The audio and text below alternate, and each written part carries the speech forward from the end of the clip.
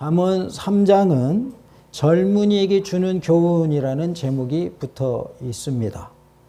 질문 하나 하겠습니다. 마음은 다 젊으시죠?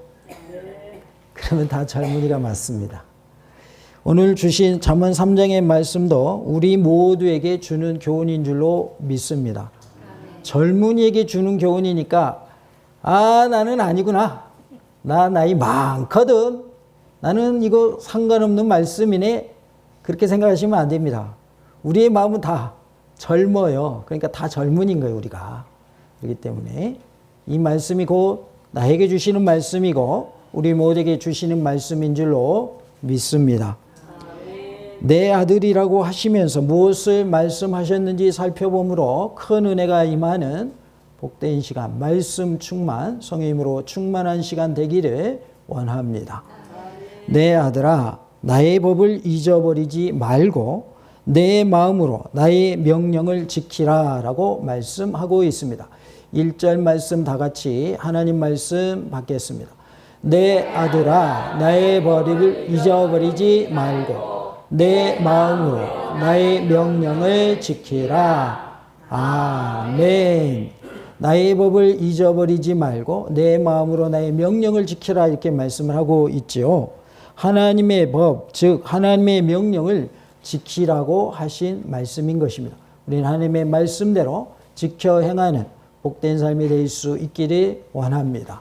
1절의 말씀에 의하면 하나님의 명령을 지키려면 무엇을 먼저 해야 될까요? 하나님의 말씀을 뭐 하지 말아야 돼요? 잊어버리지 말아야 된다는 거예요. 무슨 일 하려고 딱 계획을 했어요.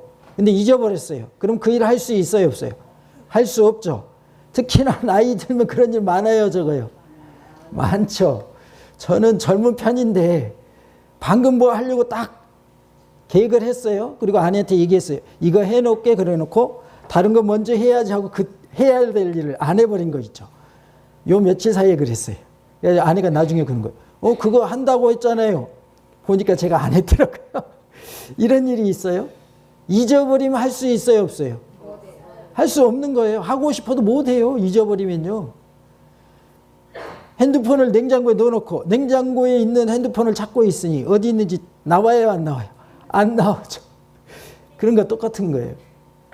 냉장고에 있는 거 알면 냉장고 딱 열어가지고 꺼낼 거 아니에요. 근데 못 찾는 거예요, 못 찾는 거예요. 그래서 어떻게 해요? 전화로 걸어가지고 벨소리를 울리면 냉장고에서 왜 소리가 나지? 열어보니까 거기 있는 거죠. 우리가 잊어버리면 뒷일을 감당할 수가 없는 거예요.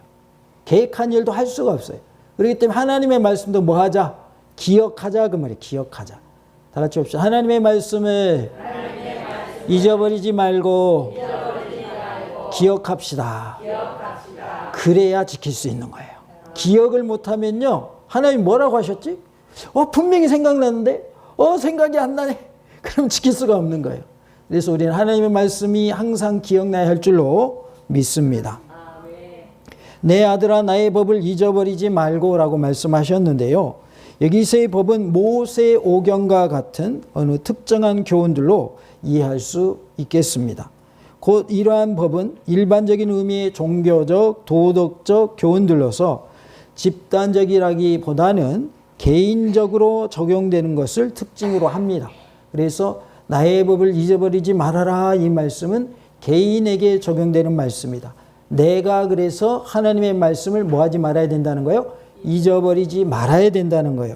다 같이 해볼까요? 하나님의 말씀을 잊어버리지 말고 기억합시다. 하나님의 말씀을 뭐 해야 돼요? 기억해야 할 줄로 믿습니다. 오늘 교회 갔더니 무슨 말씀 하셨지? 생각이 안 나. 그러면 성경을 들춰보면 돼요. 주보를 보고 이 말씀이었구나. 다시 보면 돼요. 그러니까 다시 기억할 수 있는 기회가 있는 거죠. 근데 주보도 안 가져가. 성경이 어디였는지 기억도 안 나. 그럼 찾을 길이 없는 것이죠. 우리에게 하나님이 기억이라고 하는 선물을 주셨어요. 그런데 때로는 잊어버리게 하시는 것도 하나님 은혜예요. 과거에 지나갔던 슬픈 일, 고통스러웠던 일, 잊어버린 게 은혜예요. 그걸 잊어버리지 못하면 매일 고통 속에서 살고 슬픔 속에서 살 거예요. 그래서 망각이라고 하는 선물도 하나님이 주셨어요. 그런데 뭐는 잊지 말자. 하나님의 말씀 잊지 마시기 바랍니다. 나중에라도 하나님이 부르실 때 가까워지고 내 자녀 못 알아보면 자녀들이 서운해할까요? 너무 기뻐할까요? 서운해하죠.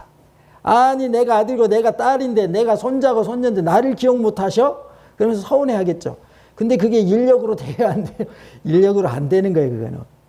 어쩔 수 없는 부분인데 이왕이면 너는 내 아들이고 너는 내 딸이고 너는 손자네 너는 손녀구나 이렇게 우리가 기억한다면 나를 기억하고 있는 것에 대해서 자녀들과 후손들이 기뻐할 줄로 믿습니다. 마찬가지로 우리가 하나님의 말씀을 기억하고 있다면 하나님 우리를 보시고 뭐 하실까요? 기뻐하실 줄로 믿습니다. 그런데 오른쪽으로 들으면 왼쪽으로 흘러가 버려가지고 전혀 기억이 안 난다. 그러면 하나님이 서운해하실 것 같아요. 서운해하신다는 표현은 성경에 안 나오지만 하나님 말씀을 들었으면 어디에 새겨야 되는데 마음판에 새겨야 되는데 한 귀로 듣고 한 귀로 흘려버리는 거예요. 기억이 나질 않는 거예요. 그래서 어떻게 살라고 하셨는데 기억이 안 나. 그래서 그냥 자기 하고 싶은 대로 살아. 그러면 하나님이 안 기뻐하신다고 말이죠. 그래서 우리는 하나님의 말씀을 잊어버리지 말고 늘 기억하며 살 수 있기를 원합니다. 내 마음으로 나의 명령을 지키라 그랬습니다. 여기서의 마음은 인간의 감정과 행동, 사상의 원천이 되는 것을 말하는데요. 지키라는 말은 순종하다, 보호하여 지키다라는 뜻을 가지고 있습니다. 본문은 명령, 곧 하나님의 말씀에 대한 전인격적인 순종과 적극적인 수호를 의미하고 있어요. 그래서 우리는 하나님의 말씀에 전인격적으로 순종해야 하겠고 적극적으로 지켜야 할 줄로 믿습니다. 이렇게 볼 때에 1절 전체 속에는 하나님의 말씀에 대한 소극적인 권고, 즉 잊어버리지 말고라는 권고와 적극적인 권고, 지키라는 권고가 동시에 내포되어 있는 것을 알 수가 있어요. 그래서 소극적으로는 뭐 하지 말고요? 잊어버리지 말고, 적극적으로는 어떻게 하라고요? 지키라, 이렇게 말씀을 하고 있는 거죠. 둘 다 말씀하신 거지 잊어버리지 않는 것으로 끝나도 안 되고 안 지켜도 안 되는 거예요. 그러니까 잊어버리는 것도 안 되고 기억해야 되는 것이고 지키는 것도 해야 되는 것이지 잊어버려서 못 지키고 안 잊어버렸는데 안 지키고 둘 다 안 되는 거죠. 그래서 우리는 하나님의 말씀을 지켜 행하는 복된 삶이 되어야 할 줄로 믿습니다. 다 같이 하나님의 말씀을 지켜 행합시다. 하나님 우리에게 말씀을 주신 이유는 지켜 행하라고 주신 거예요. 그냥 듣고 좋은 말씀이네요. 이거 훌륭한 말씀이에요. 그러고 끝나라고 주신 말씀이 아니다라는 거예요. 그 말씀대로 행하라고 주신 말씀인 줄로 믿습니다. 할렐루야. 2절 말씀은 1절 말씀대로 행할 때의 결과를 말하고 있습니다. 2절 말씀 우리 다 같이 하나님 말씀 받겠습니다. 그리하면 그것이 내가 장수하여 많은 해를 누리게 하며 평강을 더하게 하리라. 아멘. 그리하면 그것이 내가 장수하여 많은 해를 누리게 하며 라고 말씀을 하죠. 이스라엘 백성에게 있어서 장수는 하나님의 뜻에 순종하고 신앙의 중심을 지킨 인물이 누리게 되는 가장 큰 축복 중에 하나입니다. 그러니까 장수는 하나님이 주신 무엇이다? 복이다 그 말이에요. 하나님 주신 복이다. 출애굽기 20장 12절에 내 부모를 공경하라. 그리하면 내 하나님 여호와가 내게 준 땅에서 내 생명이 길리라 라고 말씀을 하고 있어요. 생명이 길다라고 하는 건 뭘 말하는 거예요? 장수하는 것을 말합니다. 열왕기상 3장 14절에 내가 만일 내 아버지 다윗이 행한같이 내 길로 행하며 내 법도와 명령을 지키면 내가 또 내 날을 길게 하리라 라고 말씀을 합니다. 이 말씀은 솔로몬이 1000번제를 드린 후에 하나님께서 꿈에 솔로몬에게 하신 말씀입니다. 내 아버지 다윗처럼 행하면 내 날을 뭐하게 하겠다? 길게 하겠다. 이것 또한 무슨 복이에요? 장수의 복을 말씀하고 있습니다. 또한 많은 해라고 표현을 했는데 문자적으로 그 생명의 날들이라는 뜻입니다. 장수하여와 동일한 의미로 볼 수 있으나 여기서는 물질적으로 또는 영적으로 행복한 날들로 볼 수 있겠습니다. 그 장수하여가 축복의 양적 측면에 말한다면 많은 해는 그 축복의 질적 측면에 말하는 것으로 볼 수 있겠습니다. 그래서 질적으로도 또 양적으로도 우리가 복을 받는 모습을 말하고 있는 것인데요. 실로 이스라엘 사람들에게 있어서 가장 큰 축복은 하나님께서 약속하신 땅에서 오랫동안 행복하게 사는 것이었습니다. 이스라엘 백성들은 하나님이 약속하신 땅, 가나안 땅에 들어가서 그곳에서 하나님과 오랫동안 행복하게 사는 것이 그들의 복이었다 그 말이에요. 그들의 또한 소망이기도 했고요. 신명기 4장 40절에 오늘 내가 내게 명령하는 여호와의 규례와 명령을 지키라. 하나님의 규례와 명령을 뭐하라고 하시냐면 지키라고 말씀합니다. 너와 내 후손이 복을 받아 내 하나님 여호와께서 내게 주시는 땅에서 한없이 오래 살리라. 이렇게 말씀을 하고 있어요. 어떻게 오래 산다고 그랬냐면 한없이 오래 산대요. 한없이 오래 사시기 바랍니다. 오래 사는 거 별로 안 좋아하십니까? 한없이 오래 사시기 바랍니다. 대신에 건강하게 오래 사시기 바랍니다. 건강이라는 말이 들어가야 좋아하시는구나. 맞아요. 아파서 오래 살면 별로 좋은 게 아니에요. 건강하게 오래 살아야 돼요. 그래서 우리는 건강하게 한없이 오래 사는 복을 누리기를 원합니다. 그러려면 어떻게 하라고 그랬어요? 하나님 말씀을 지켜 행하라 그랬어요. 지켜 행하면 하나님이 뭐 주신다는 거예요? 건강 주시고 오래 사는 장수의 복을 주신다는 거예요. 그러니까 하나님께서 우리로 하여금 예수님 믿으면 천국 가는 복을 주실 뿐만 아니라 이 땅에서도 잘 되는 복, 건강의 복, 평안의 복, 장수의 복을 주신다는 거예요. 그러니 감사해요? 하나도 안 감사해요? 너무 감사한 거예요. 하나님 믿고 천국 가는 것도 이게 제일 큰 복인데 거기에다가 더 주시는 거예요. 이 땅에서도 잘 되게 하시는 거예요. 건강하게 하시는 거예요. 장수하게 하시는 거예요. 그러니 얼마나 감사합니까? 부모가 하나님을 잘 섬기면 자녀들도 잘 될까요? 자녀들이 안 될까요? 잘 됩니다. 그래서 부모가 자녀가 잘 되기를 원하면 먼저 누가 잘해야 되는 거예요? 부모가 잘해야 되는 거예요. 부모는 잘 안 믿으면서 얘야 교회 가야지. 나는 저기 약속에서 놀러 간다. 교회 잘 다녀와. 그러면 부모는 신앙생활 안 하고 자녀에게 복이 갈까요? 갈 수도 있지만 거의 안 간다고 보시면 돼요. 누구로부터 오는 복? 부모가 잘 믿는 것으로 인한 복은 안 온다고 보시면 돼요. 왜? 부모가 잘못 믿고 있는데 무슨 자녀에게 그 복이 갑니까? 그러나 부모가 잘 믿는다면 그 복이 자녀에게도 이어지고 자녀뿐만 아니라 후대까지 이어지는 놀라운 은혜가 있을 줄로 믿습니다. 우리의 가족 중에 믿지 않는 가족이 있을 수 있죠. 부모나 형제나 배우자나 자녀나 손자, 손녀, 후손들 중에 믿지 않는 분들이 있을 수 있어요. 그러할 때 우리는 힘써 기도함으로 우리의 기도를 하나님이 들으시고 응답하여 주심으로 우리의 가정의 복음화가 온전히 이루어지는 복된 하루가 될 수 있기를 간절히 원합니다. 우리의 소원은 뭡니까? 우리의 가정의 복음화입니다. 우리의 소원은 무엇입니까? 이 지역의 복음화입니다. 우리의 소원은 무엇입니까? 이 나라의 복음화입니다.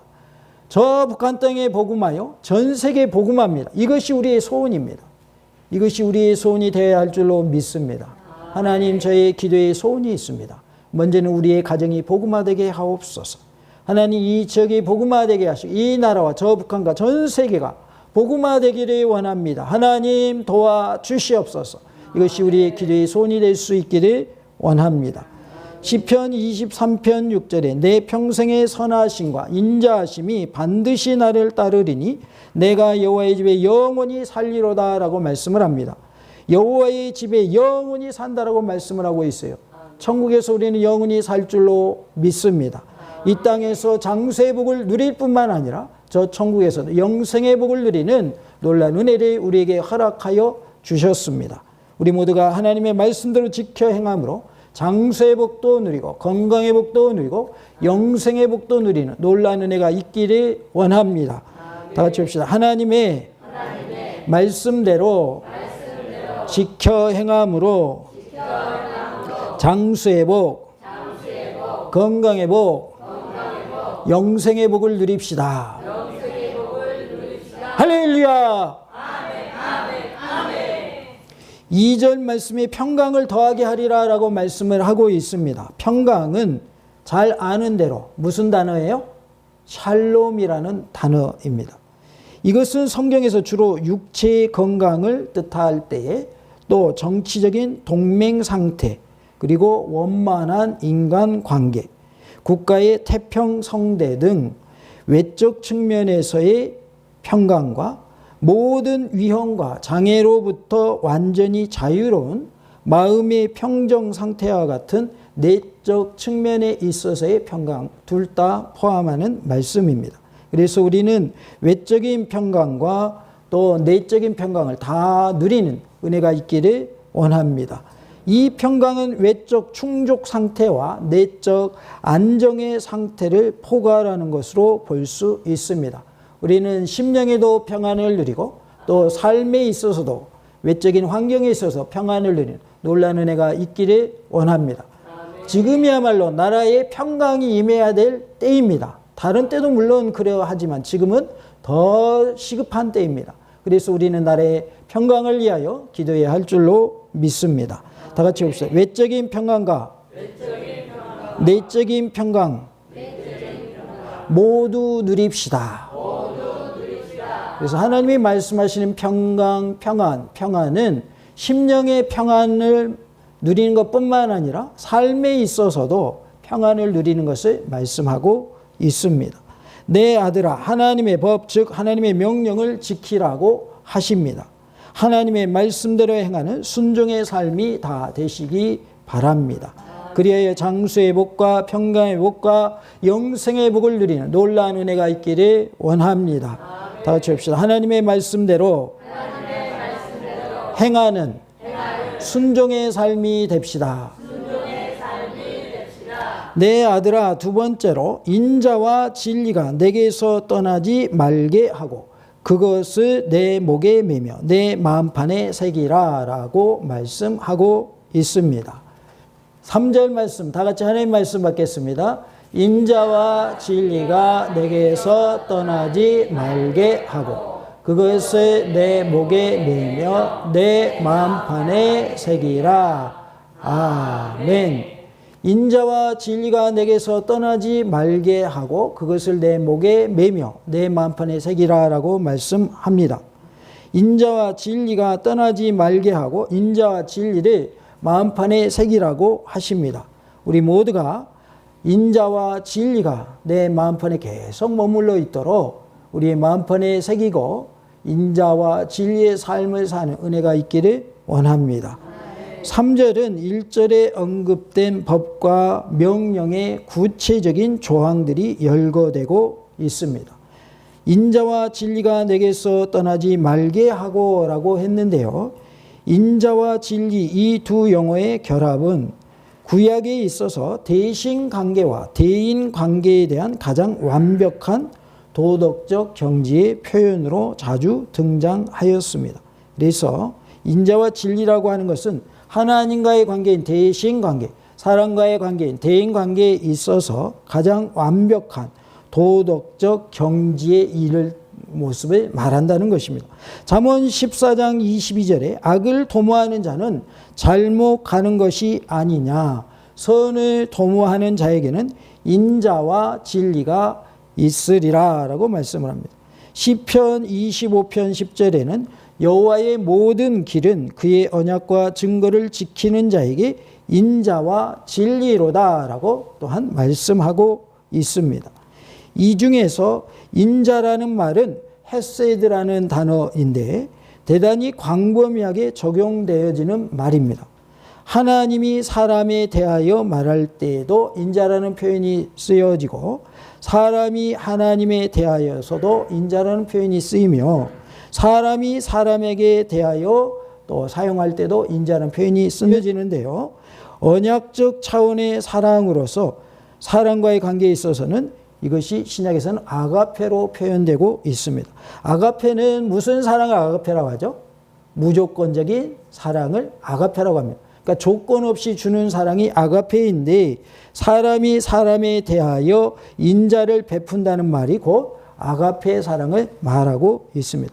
그래서 하나님께서 사람에 대하여, 사람이 하나님에 대하여, 사람이 사람에 대하여 적용되는 단어가 바로 인자라고 하는 단어, 헤세드라고 하는 단어인데요.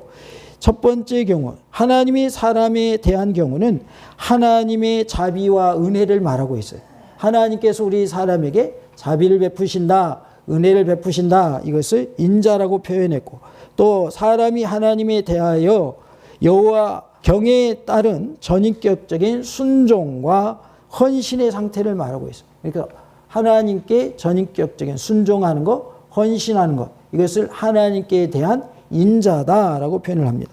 그리고 사람에 대하여, 사람이 사람에 대하여 적용할 때는 형제로 모든 사람을 대하면서 하나님의 동일한 피조물이라는 입장에서 타인을 대하는 것을 가리키고 있어요. 우리는 타인을 어떻게 여겨야 되느냐? 다 하나님의 동일한 피조물들이다, 이렇게 여겨야 된다는 거예요. 그러니까 우리가 어떤 사람은 더 뛰어날 수 있고 어떤 사람은 덜 뛰어날 수 있지만 동일하게 하나님의 뭐다? 피조물이다. 우리는 하나님의 피조물들이기 때문에 서로 동등하다. 그렇기 때문에 서로 뭐 해야 된다? 존중해 주어야 하고 무조건적인 사랑을 베풀어야 한다. 그런 뜻이라는 것이죠. 이것이 아가페의 사랑으로서 사람이 사람에 대하여 인자를 베풀 때의 모습을 말하고 있습니다. 우리는 서로를 대함에 있어서 우리는 똑같은 무엇다? 피조물이다라는 의식을 가져야 하겠고, 하나님 앞에서 우리는 다 동등하며 어느 누가 뛰어난 것도 없고 잘난 것도 없다. 다 하나님의 걸작품들이고 하나님이 기이 여기시는 자다라고 우리가 여겨야 할 줄로 믿습니다. 옆 사람이 귀한 존재임을 믿으십니까? 내 가족이 귀한 존재임을 믿으십니까? 내 부모님과 내 자녀들이 귀한 존재임을 믿으세요? 내 주변의 이웃이 귀한 존재라는 걸 믿으십니까? 우리가 귀하게 여겨야 된다고 말이에요. 우리는 다 하나님의 피조물들이지 좀 높고 또 좀 더 잘나고 이거는 하나님 보실 때 별 차이가 없어요. 비행기를 타고 높이 올라가면 아무리 높은 산도 뭐 아래에 있어요? 비행기 아래, 하늘 아래에 있어요. 올라가 보세요. 그럼 다 아래로 보여요. 높은 산도. 하나님 보실 때는 우리 사람이 아무리 뛰어난데 서로 조금밖에 차이 안 나는 거예요. 하나님이 보실 때는. 근데 막 내가 잘났느니 아니야 내가 잘났어 막 서로 그러면서 도토리 키재기하고 있으면 하나님 보실 때는 야 다 점으로 보인다. 너희들 뭐하냐? 거기서 거기야. 이러고 계신다는 거죠. 우리는 하나님의 피조물들로서 서로 존중해야 되고 서로 사랑하며 살아야 되고 용서하며 살아야 되고 배려하며 살아야 할 줄로 믿습니다. 그래서 우리는 이렇게 인자를 베푸는 삶이 되어야 한다. 하나님께 대하여는 전인격적인 순종과 헌신을 해야 한다. 그리고 사람에 대해서는 동일한 피조물로서 하나님의 동일한 피조물로서 타인을 대해야 한다. 그리고 하나님께서는 우리에게 어떻게 인자를 베푸시는가? 하나님은 자비와 은혜를 베푸심으로 우리에게 인자를 베푸신다라고 말씀하고 있습니다. 진리라고 하는 것은 에메트라는 단어인데 일반적으로 사용되는 진실이라는 뜻과는 약간 다르게 사용되었는데요. 여기서의 진리는 세우다, 확고하게 하다란 뜻의 어근 아만이라는 단어에서 파생된 말로서 자신이 말한 바를 끝까지 확실하게 준행하는 성실성을 가리키고 있습니다. 그래서 우리가 인자와 진리를 떠나지 말아야 된다. 그 말은 하나님께 대한 전인격적인 순종과 헌신이 지속돼야 된다. 성실하게 되어져야 된다. 그리고 이웃에 대하여서도 하나님의 동일한 피조물로 여기고 귀하게 대해야 한다. 존중해야 된다. 그것을 성실하게 행해야 된다. 그런 뜻이다 그 말이에요. 그래서 우리는 인자와 진리를 떠나지 아니하고 하나님을 향한 사랑, 이웃을 향한 사랑을 실천하되 성실하게 행해야 된다는 거예요. 그것이 바로 인자와 진리가 내게서 떠나지 말게 하고라는 말씀의 의미라는 것이죠. 다 같이 봅시다. 인자와 진리가 떠나지 말게 합시다. 하나님께서 우리에게 은혜를 베푸시고 자비를 베푸시는 그러한 가운데에 우리는 하나님께 대해서 전인격적인 순종을 하고 또 헌신을 하고 형제에 대해서는 모든 사람을 대할 때에 형제애를 가지고 사랑하는 마음을 가지고 아가페의 사랑을 가지고 우리는 동일한 하나님의 피조물이라는 그런 입장에서 타인을 잘 대하는 그리고 존중해주는 그런 모습이 되되 특별히 이 인자와 진리가 내게서 떠나지 말게 하라는 말씀은 이러한 사랑을 베푸는 것을 계속해서 지속하라, 성실하게 행하라 그런 뜻인 것이죠. 그래서 세상에서도 학교에 따라 학급에 따라서 급훈이 있습니다. 급훈 또는 교훈이 있고요. 때로는 어떤 학교는 근면과 성실이 학교 교훈인 경우도 있고요.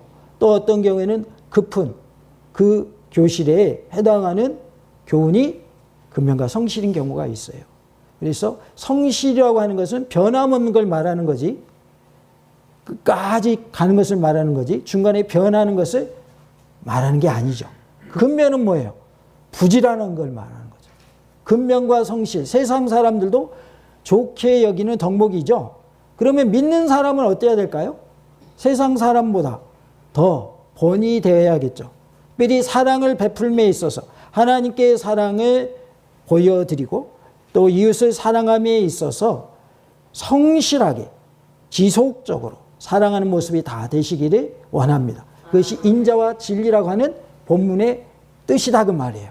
사랑을 베풀되 진실하게 성실하게 연속적으로 행하라 라는 뜻입니다.